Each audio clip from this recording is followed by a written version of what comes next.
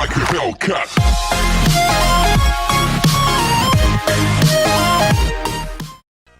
Hello and welcome back to the channel where once again it's time for another review. It's not a Saturn review again this week. I've gone for a completely different game, and it's a game known as China Warrior, which came out in 1987 on the Turbografx 16 and the PC Engine. Now, this is a kind of game that I've got a love-hate relationship with, and I'll explain more about that as I go on. It's a pretty simplistic side-scrolling beat-em-up game where you control a character called Wang, and he looks very similar to Bruce Lee, and the story of the game is basically he needs to bring down all the opposing enemies and the Dark Emperor who stands atop the castle Luoyanggi, if I'm saying that right, in China.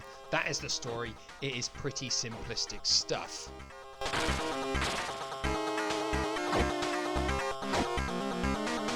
So, as you may well have noticed already, it's an automatic forward-scrolling beat-em-up where your character moves automatically and only stops if you crouch down below. Now, these kind of fighting games are not something that I particularly like. I feel they force you to progress at a certain speed, and that's just not something I particularly enjoy. The levels are pretty similar in terms of their layout. You go through, you fight enemies, you kill little fireflies, you might have to dodge some rocks or punch some sticks, and then there is a boss at the end of every level. There are 3 levels per stage. There are 4 stages, giving you 12 levels in total. I'm going to tell you right now that I have never managed to physically complete this game myself. It is a pretty tough game.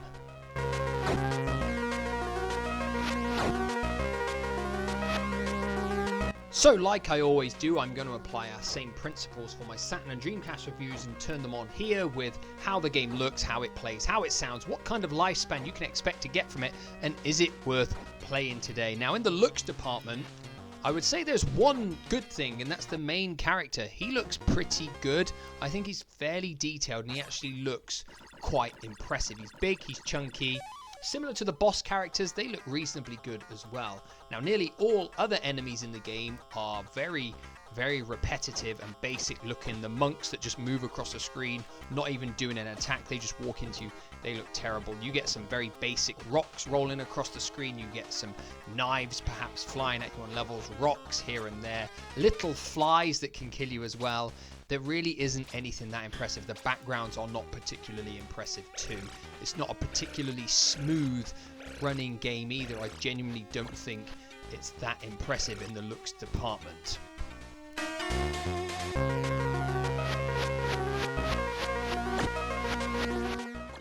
How does the game sound? Well, one word summarizes that, and it is repetitive. You get the same tunes playing over and over again, the same sound effects over and over again. There is very little variety here, and what's here gets boring very quick. There isn't anything I can say that's that positive. The main track that you hear throughout most of the levels isn't too bad, but the fact is it gets so repetitive because you hear it over and over again, and then you get the same tune when you fight a boss over and over again. It really is limited in what it offers you in the sound department.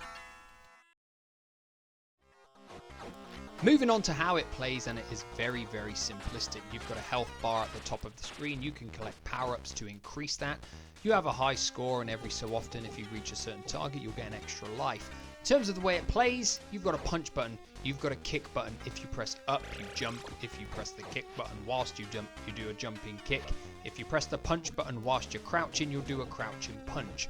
Once in a blue moon, and seemingly at complete random, your character will unleash a special attack, and I couldn't actually get that to activate during my playthrough of the game for the recording, I'm afraid, so I just couldn't get it to work. It just really does happen random, and it does more damage. Obviously, it's really useful for when you fight a boss, but it is very simplistic in the way it plays, and how it plays also gets very repetitive because you get silly little flies, you get silly little sticks and rocks just flying at you, and more as the levels go on, it gets very frustrating, and that's where your health will mainly be lost on little objects flying at you.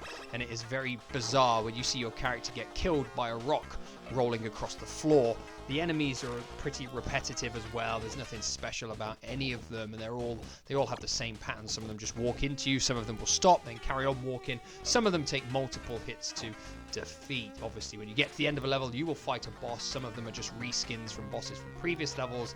They do gradually get harder. Some of them can be pinned in the corner and just punched until they die. Others, you can just stand there pressing the kick button over and over again, and they will just walk into your kicks and die. But in terms of the gameplay, overall, not so good.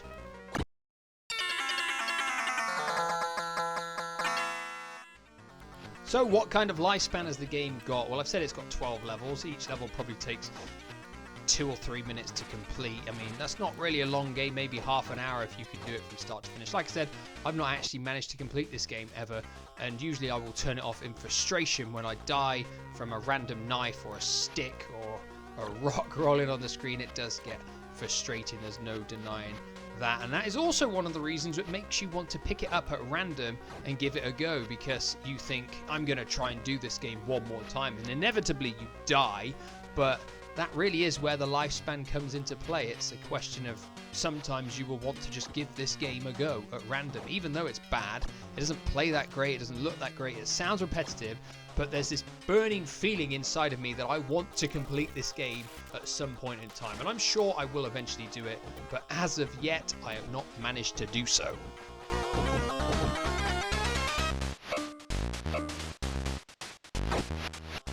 The big question is this game worth playing today? Now, if you wanted to play it in its physical copy, you could probably pick it up for 10 to 15 quid off eBay. It's not actually that expensive. I actually have my copy from the Wii shop when it was on there a long time ago, and it stayed on my Wii in all that space of time. But is it worth playing? Well, you know, it's one of these funny games. Like I said, I've got this love-hate relationship with it. It is cheesy, it is frustrating, it has got really cheap deaths in it, and it is irritating, but there is this part of me that wants to complete this game, and the part of me that's been wanting to complete the game for 15 years, and I've still not managed to do it, and I'm sure one day I will successfully do it. But is it worth playing today? Well, it's not really worth playing, if I'm perfectly honest. It's not that great. It's not particularly impressive. The only reason I want to complete it is because I own it, and I've tried so many times to complete it. But I'm not going to tell anybody to rush out to pick up this game, because I simply do not think it is good enough for that. What are your thoughts on China Warrior? Has anybody out there played this game? It's very unlikely many of you will have done, but if you have, let me know your comments and opinions of this game down below. And as always, I shall see you again soon for another review. Goodbye for now.